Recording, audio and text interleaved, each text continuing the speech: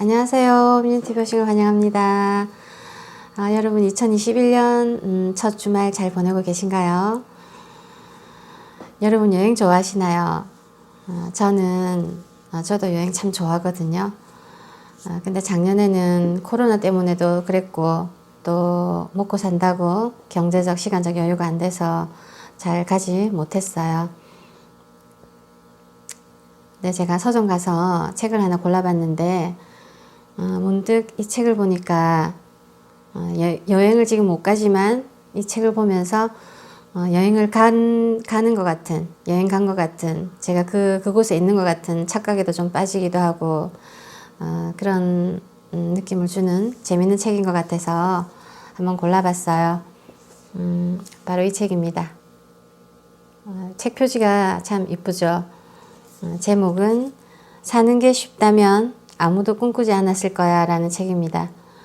이 책은 한창 꿈에 대해 생각할 나이 17살의 소녀가 나의 꿈은 뭘까? 라는 막막한 벽 앞에 서는 대신 그녀는 그저 가방을 메고 떠났다.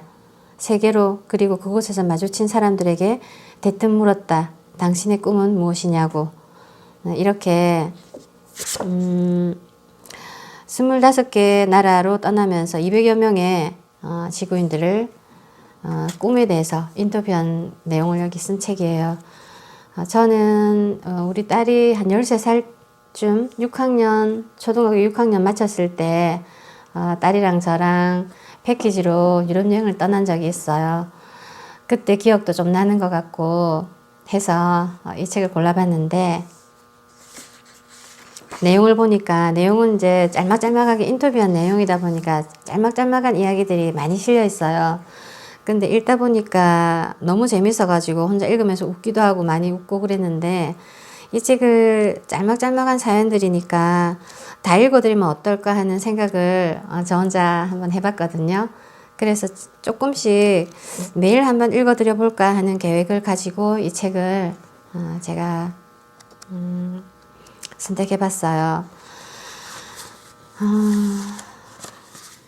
제일 처음에 이런 이야기가 나옵니다.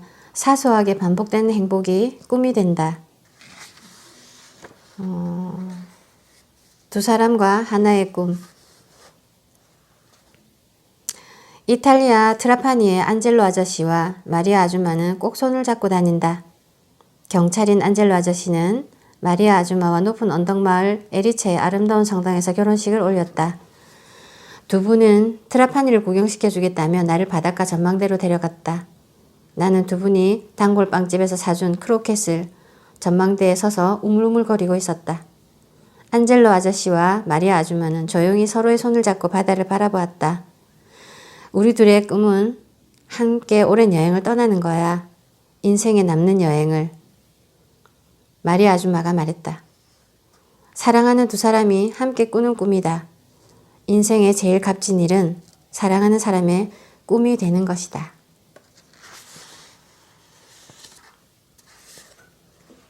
골목은 꿈을 꾼다. 모나코는 정말 작은 나라다. 손에 사탕을 한 움큼 쥐고 하나씩 까먹다 보면 다 돌아볼 수 있다. 게다가 억만장자들의 놀이터라고 불릴 만큼 땅값이 비싼 나라다. 나의 발걸음은 정겨운 올드타운으로 향한다. 아직 보지도 않았는데 어떻게 정겹냐고? 세계 어느 곳이나 올드타운은 정겨우니까. 그것은 겨울에 눈이 내리고 거북이가 거북이의 모습을 한 것과 똑같은 일이다. 거북이가 고릴라처럼 생기지 않았을 테니까. 굽이굽이 흐르는 올드타운의 골목 풍경이란 파스텔톤의 예쁘고도 낡은 건물들이 좁은 길을 따라 늘어서고 가지각색의 옷을 입은 사람들과 축구클럽 티셔츠를 입고 자전거를 타는 아이들과 빵빵대는 오토바이와 집과 집 사이를 잇는 빨랫줄과 창문 틀에 널린 살구색 담요가 있는 법이다. 이런 골목의 소소함과 풍요로움을 즐겨보지 못한다는 건 너무너무 애석한 일이다. 걸음이 자꾸만 느려진다. 한 골목에 서서 빨랫줄에 널린 분홍색 빨래집게 숫자를 헤아린다. 또 다른 골목에서는 하늘색 덧창문과 예쁘게 식물들이 자라난 화분을 보며 시간을 보낸다. 그림자가 길어지는 저녁이 온다. 꼬부랑 할머니가 언덕을 올라가 고양이 밥을 챙겨준다. 두 손을 꼭 잡고 걸어가던 중년 부부가 느닷없이 키스를 한다. 골목은 늘 꿈을 꾼다. 이런 골목의 풍경을 어떻게 싫어할 수 있을까?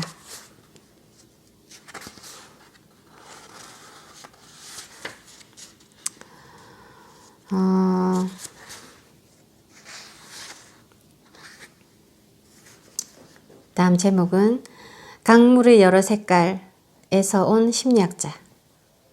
이탈리아 시칠리아 섬의 팔레르모, 사람이 거의 오지 않는 허름한 호텔 카운터를 중남미 남자가 지키고 있다. 그는 조그마한 텔레비전을 보고 있다. 힘이 없는 초췌한 모습은 전쟁이 나서 고향이 사라지고 덩달아 꿈마저 산산조각난 사람처럼 보였다. 파라과이에서 이탈리아로 온 지 5년이 지났어. 무덤덤하게 말한 리차드 아저씨에 이어지는 말에 나는 깜짝 놀랐다. 알고 있니? 파라과이는 강물의 여러 색깔이란 뜻이란다. 강물의 여러 색깔이라니. 그는 너무 멋진 말을 가슴에 품고 있었다. 그럼 돈을 벌기 위해서 강물의 여러 색깔을 떠난 거예요? 맞아. 강물의 여러 색깔은 지금 경제적 문제가 많거든. 아내와 두 아이를 데리고 이곳으로 왔단다. 디에고는 13살, 루카스는 7살이야. 지금은 두 가지 일을 하고 있어. 이곳 호텔과 콜센터에서 스페인어 담당으로 일하고 있지. 고국으로 돌아가고 싶지 않아요? 늘 그리운 곳이야. 하지만 이탈리아도 좋아. 돈 걱정 없이 가족과 함께 할 수 있고 가족을 행복하게 할 수 있다면 그보다 더 나은 곳은 없다고 생각해. 그래서 이탈리아가 아니라도 돈을 더 많이 벌 수 있는 곳이라면 어디든 갈 수 있단다. 강물의 여러 색깔에서는 어떤 일을 했어요? 학생 때 수학을 굉장히 좋아해서 처음에는 전기 엔지니어가 되고 싶었지. 그러다 심리학을 배우게 되었단다. 사람들과 대화하고 그들의 이야기에 주의를 기울이고 감정을 교류하고 문제를 해결하는 멋진 학문이지.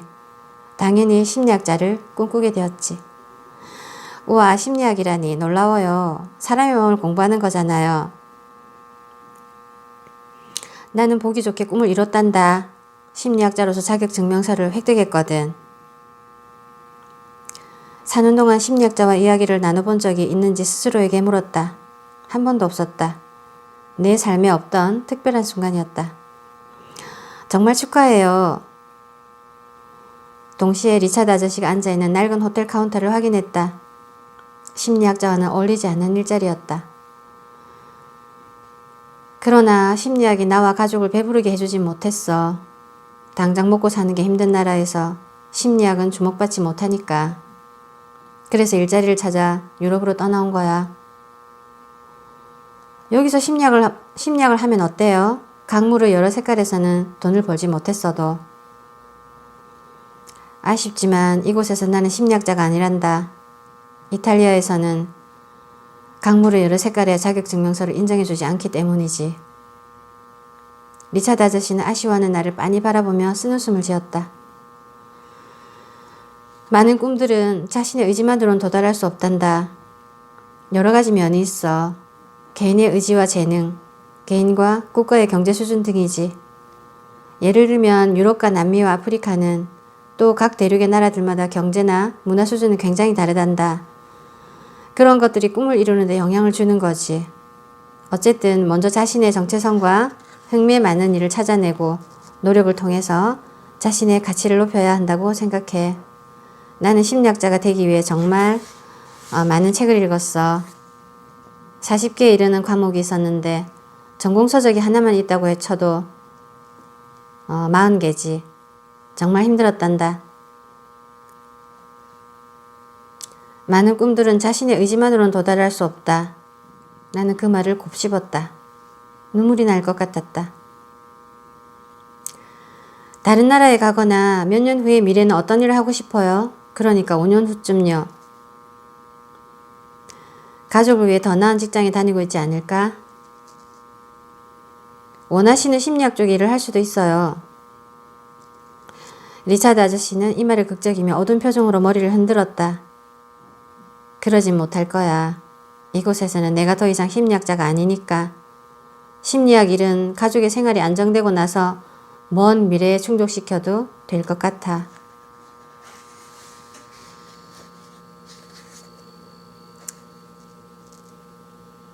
제목은 저글링은 음악과 같아 입니다.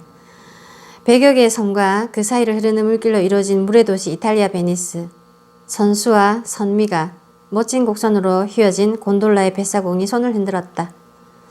하필이면 도착하는 순간을 기다렸다는 듯 폭우가 쏟아졌다. 급기야 홍수가 나서 도시 곳곳이 물에 잠기기 시작했다. 이거 내 등장을 축하한다는 뜻인가? 어느 아침 섬에서 섬으로 이동하기 위해 항구로 향했다. 항구에는 무섭게 생긴 남자가 종말을 알리기라도 하는 듯 우두커니 서 있었다. 태어나 처음 볼 만큼 엄청나게 키가 큰 그는 검정 가죽 재킷과 검정색 바지를 입고 있었다. 가면 축제를 위해 발에 가짜 나무다리를 달았나? 나는 베니스의 지텔리라는 동네에서 태어나 그곳에서만 살아왔어. 어릴 때부터 저글러가 되는 게 목표였지. 13살부터 저글링을 시작했단다. 지금은 길에서 저글링하며 살고 있어. 비록 돈은 많이 못 벌지만 꿈을 이룬 거지. 라이언 오빠가 말했다. 그런데 공을 교차하며 주고받는 게 도대체 뭐가 즐거운 건지. 저글링의 매력은 뭐예요? 기분이 상하지 않도록 단어를 잘 선택해서 물었다. 저글링은 마치 음악과 같아. 저글링을 하다 보면 음악을 듣는 것처럼 모든 아픔으로부터 치유가 되는 느낌이야. 구경꾼들만이 아니라 나 역시도 그런 면에서 명상과도 닮았지. 저글링은 내 삶을 즐겁게 해주는 가장 큰 요소야. 나는 와 하고 속으로 정말 놀랐다. 공 던지기가 음악을 연주하는 것이고 정신을 수양하는 것이라니. 라이언 오빠는 뿌듯해하며 말을 잇는다. 앞으로 5년 뒤에는 이탈리아 여러 도시를 여행하며 학생들에게 저글링을 가르쳐주고 싶어. 이렇게나 재미있고 삶에 활력을 주는 일을 널리 알리는 건 나의 의무니까. 라이언 오빠의 모습이 반짝반짝 빛났다. 아이들에게 저글링을 가르치는 미래의 그가 떠올랐다. 나까지 마음이 두근두근 설렌다. 섬으로 가는 배에서 이탈리아 민요 베니스의 축제가 울려 퍼진다. 비가 와도 베니스는 축제 같은 도시다.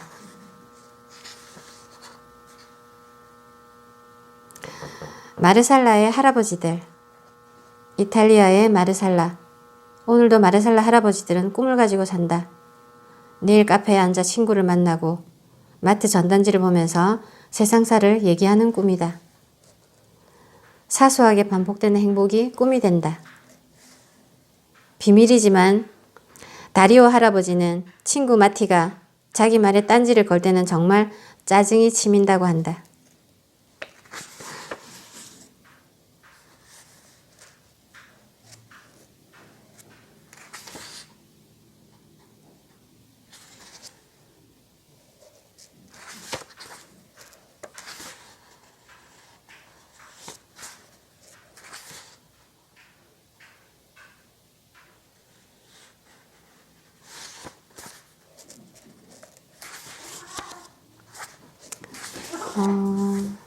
이거 재밌었어요. 제목이 고리키 공원의 두 할머니.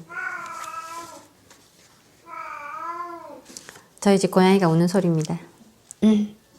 읽어드릴게요.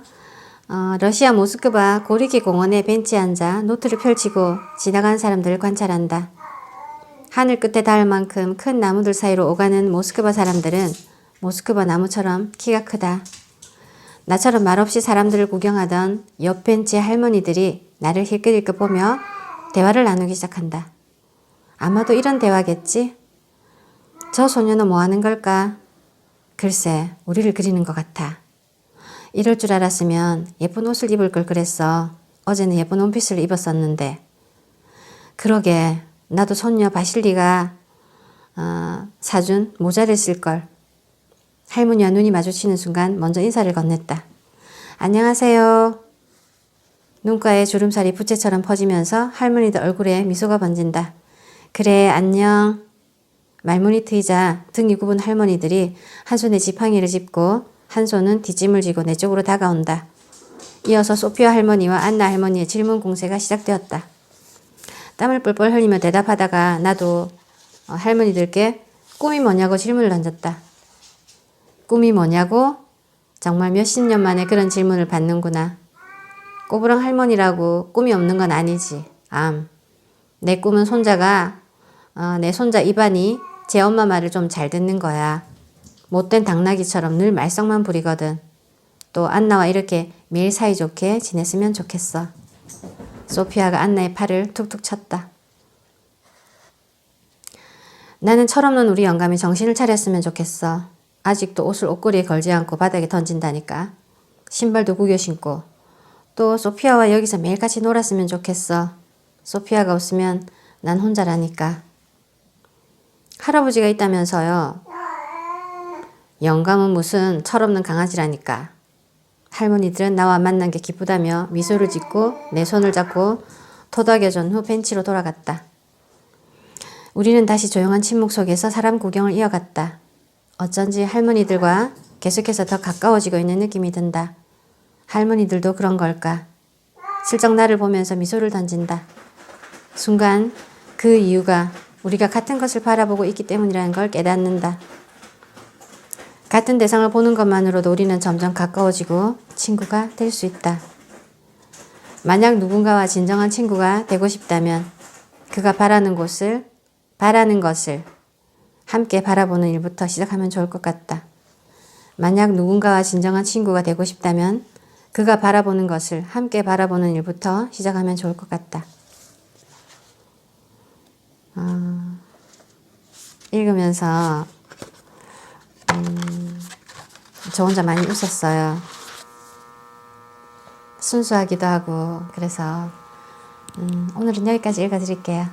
내일 또 읽어드리겠습니다. 감사합니다. 주말 잘 보내세요.